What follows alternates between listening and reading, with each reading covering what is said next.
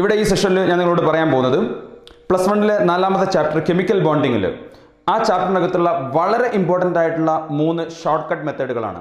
ഒന്നാമതായിട്ട് ഒരു മോളിക്യൂൾ തന്നു കഴിഞ്ഞാൽ അതിൻ്റെ ഹൈബ്രിഡൈസേഷൻ എന്താണ്, അതിൻ്റെ ഷേപ്പ് എന്താണ്, അതുപോലെ അതിൻ്റെ അകത്ത് എത്ര ലോൺ പെയർ ഉണ്ട് എന്നത് വളരെ ഈസി ആയിട്ട് വെറും 30 സെക്കൻഡ് കൊണ്ട് കാണാൻ ഒരു ഷോർട്ട് കട്ട് മെത്തേഡാണ്.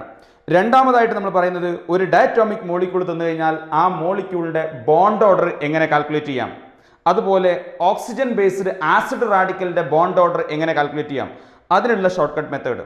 അതുപോലെ മൂന്നാമത്തെ ഷോർട്ട് കട്ട് മെത്തേഡ് ഒരു ഡയറ്റോമിക് മോളിക്യൂൾ തന്നാൽ അത് പാരാമാഗ്നറ്റിക് ആണോ ഡയാമാഗ്നറ്റിക് ആണോ എന്ന് വളരെ ഈസി ആയിട്ട് നമുക്ക് എങ്ങനെ നോക്കാം എന്നതാണ്. അപ്പോൾ ആദ്യമായിട്ട് ഹൈബ്രിഡൈസേഷൻ, ഷേപ്പ്, ലോൺ പെയർ എങ്ങനെ കാണാം എന്നതിനുള്ള ഷോർട്ട് കട്ടാണ്. അതിനുള്ള ഷോർട്ട് കട്ടാണ് ഈ ഇക്വേഷൻ. നിങ്ങൾക്ക് കാണാൻ ഇവിടെ equation hybridisation is equal to half into V plus X minus C plus A എന്നാണ്. അവിടെ വി എന്ന് പറഞ്ഞാൽ valence electron of the central atom. ആ മോളിക്യൂളിന്റെ സെൻട്രൽ ആറ്റത്തിന്റെ മുകളിലുള്ള വാലൻസ് ഇലക്ട്രോണിന്റെ എണ്ണാണ് എന്ത്, വി. ഓക്കെ, ഇനി അടുത്തെന്താണ്, എക്സ് എന്ന് പറഞ്ഞാൽ നമ്പർ ഓഫ് മോണോവാലന്റ് ആറ്റം എന്നാണ്. മോണോവാലന്റ് ആറ്റം എന്ന് പറയുമ്പോൾ ആ സെൻട്രൽ ആറ്റത്തിന് ചുറ്റുമുള്ള ഹൈഡ്രജന്റെയോ അല്ലെങ്കിൽ ഹാലജന്റെയോ എണ്ണം.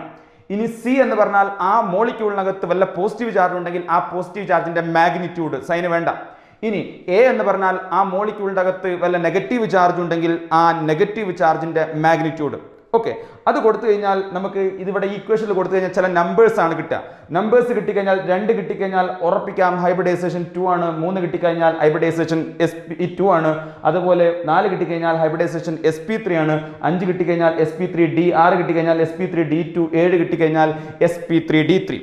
ഇനി ആ sp കിട്ടിയാൽ ഷേപ്പ് ലീനിയർ, sp2 കിട്ടിയാൽ ട്രയാഗണൽ പ്ലാനാർ, sp3 കിട്ടിയാൽ ടെട്രാഹെഡ്രൽ, sp3d ആണെങ്കിൽ ട്രയാഗണൽ ബൈപിരമിഡൽ, sp3d2 ആണെങ്കിൽ ഒക്ടാഹെഡ്രൽ, അതുപോലെ sp3d3 ആണെങ്കിൽ പെന്റഗണൽ ബൈപിരമിഡലാണ്.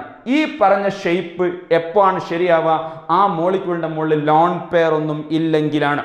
ലോൺ പെയർ ഒന്നും ഇല്ലെങ്കിൽ. ഇനി ലോൺ പെയർ ഉണ്ടെങ്കിൽ ഹൈബ്രിഡൈസേഷൻ ശരിയാണ്, പക്ഷേ ഷേപ്പ് മാറും. അപ്പൊ ലോൺ പെയർ ഉണ്ടെങ്കിൽ എന്താണ് ഷേപ്പ്, അതാണ് ഇവിടെ കാണുന്നത്. നിങ്ങൾക്ക് കാണാം ഒരു ലോൺ പെയർ നമുക്ക് 3 കിട്ടി, ഒരു ലോൺ പെയർ ഉണ്ട്. ഒരു ലോൺ പെയർ ഉണ്ടെങ്കിൽ ഷേപ്പ് എന്താണ്, ബെൻഡ് ഷേപ്പ് ആണ് വരിക.